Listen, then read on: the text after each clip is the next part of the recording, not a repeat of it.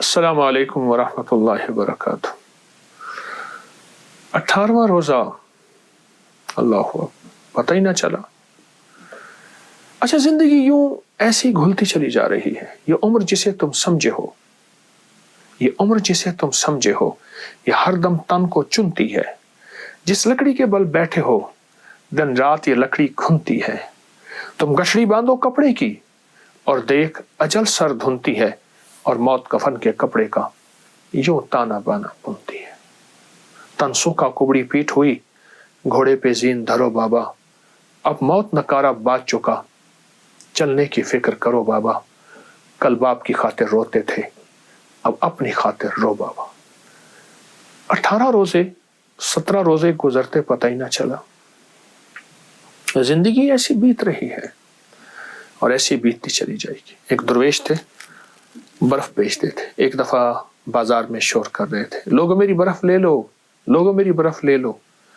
तो किसी ने पूछा क्यों ले लें? कहा घुल रही है, अगर ले लोगे तो मेरे दाम मुझे मिल जाएंगे। बर्फ ने तो घुल ही जाना है, और जिंदगी ऐसी घुल जाएगी, जिंदगी ऐसी घुल जाएगी। एक मैं आपको अजर की बात बताऊं। फरमाया, जो बंदा अल्लाह की रजा के लिए अपनी आंखों को भूखा रखे, यानी अल्लाह ने जहां कहा वहां देखे, कानों को भूखा रखे, अल्लाह ने जो सुनने के लिए नहीं दिया ना सुने, अपने पेट को भूखा रखे, यानी रोजा रखे, अपने कदमों को भूखा रखे, अपने हाथों को भूखा रखे, अपने जज्बों को भूखा रखे। हाँ, जज्बों को भूखा रखे। अंदर की तलब, अंदर के जज्बे, अंदर के वलवले, अंदर की सोच, अंदर की कैफियतें क्या हैं, अपने जज्बों को भूखा रखे, अपने कानों आंखों को भूखा रखे, अपने पेट को भूखा रखे। वह अल्लाह पाक खुश होकर कहते हैं, मेरे बंदे, मैं तेरी नस्लों को फक्र से बचाऊंगा, गुर्बत से बचाऊंगा, तंगदस्ती से बचाऊंगा। सारी दुनिया में जमीन तांबे की बन जाए, सूरज सवा नेज़े पे आ जाए, उगने उगाने के लिए कोई चीज ना हो, पर मेरे बंदे, तुझे मैं भूखा नहीं रखूंगा और तेरी नस्लों को भूखा नहीं रखूंगा। और गैब के खजाने से उन्हें खिलाऊंगा, और गैब के खजाने से उन्हें पिलाऊंगा, और गैब के खजाने से उनको खिला पिला के तुझे बताऊंगा कि मैं ऐसे खिलाता हूं और मैं ऐसे पिलाता हूं, ऐसे खिलाता हूं और ऐसे पिलाता हूं। जो ये सब कुछ अल्लाह के लिए करे, सब कुछ अल्लाह के लिए करे। फरमाया, जो रमजान में ऐसी जगह जहां नजरें तन्हाई में मुझे कोई नहीं देख रहा और नजरों को ना भटकाए, रोजे के साथ अल्लाह आखिरी वक्त में एक फरिश्ते को मुकर्रर फरमाते हैं, और फरिश्ता उसको पहले एक कलमा पढ़ाएगा। ये बात कहने लगा हूं, गौर से सुनिएगा। पहले कलमा पढ़ाएगा, फिर मौत का फरिश्ता को इजाजत होगी कि उसकी रूह कब्ज करे, रूह निकाले। अपनी तन्हाइयों को पाक करना, और अल्लाह के लिए, उसकी रजा के लिए, उसकी खुशनुदी के लिए। रमजान की इसकी मश्क करें, मश्क करें रमजान में, इसकी मश्क करें।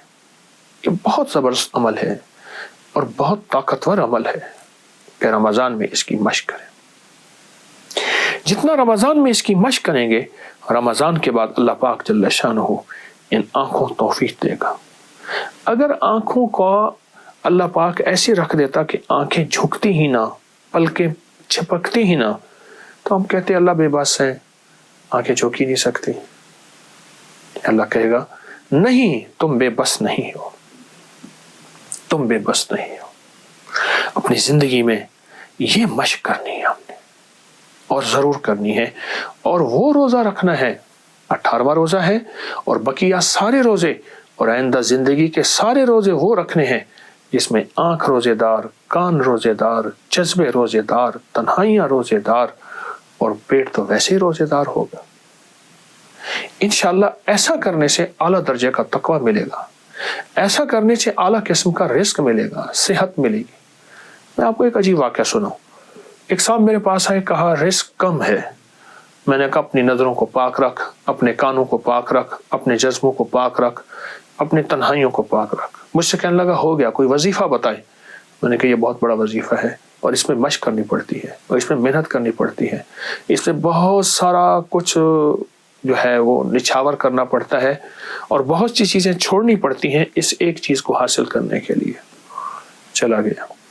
کچھ عرصے کے بعد پھر ملا، مجھ سے کہنے لگا بہت مشکل کام بتایا، میں تو اس کو آسان سمجھتا تھا، پر میں نے اس کی مشق کی ہے، اس پہ محنت کی ہے. تو میں نے اس پہ ملا کیا؟ کہا اس مشق اور محنت پہ اللہ پاک نے واقعی میرا رزق کھول دیا ہے اور میرا رزق وسیع کر دیا ہے اور میرے رزق میں راحت، رحمت اور برکت ہے. یہ کمال چیز ہے اور زبردست چیز ہے. اپنے جذبوں کو، اپنی تنہائیوں کو، اپنے وجدان کیفیات کو پاک کریں گے انشاءاللہ، اور روزہ ہمارا یہی روزہ ہوگا، اور نظروں کو صاف پاک کر کے اللہ سے رزق کی وسعت مانگیں گے اور رزق کی برکت مانگیں گے اور عافیت مانگیں گے. تو انشاءاللہ ہم دنیا میں بھی کامیاب ہوں گے اور آخرت میں بھی کامیاب ہوں گے. ہماری دنیا بھی کامیاب ہوگی، ہماری آخرت بھی کامیاب ہوگی، اور ایسی کامیابی ہوگی جس کو کوئی دنیا کی طاقت ناکام نہیں کر سکتی. جس کو اللہ کامیاب کرنا چاہے اس کو کوئی دنیا کی طاقت اس کو پچھاڑ نہیں سکتی اور اس کو تکلیف دے نہیں سکتی، جس کی اللہ حفاظت کرنا چاہے انشاءاللہ. جزاک اللہ. السلام علیکم.